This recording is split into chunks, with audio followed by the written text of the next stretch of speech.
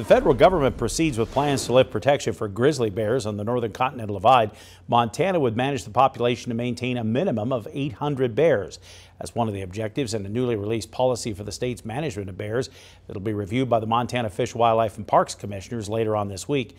Although there's no specific step to delist the grizzlies in areas like Glacier National Park and the Bob Marshall Wilderness, most federal and state managers are preparing for it. They've said populations are increasing as evidenced by the greater number of grizzlies being seen in the prairies east of the Rocky Mountain front. But conservation and wildlife groups are disputing those claims. Now FWP staff has released a proposed rule setting demographic objectives for the northern grizzlies. Objectives include maintaining at least 800 bears in the NCDE and making sure there are grizzly sows with cubs in the vast majority of the bears of the area in the 16,000 square mile area. The rule also sets standards for keeping healthy male grizzlies. The state's rules are what Montana will need to assume responsibility for grizzlies if the bears are delisted.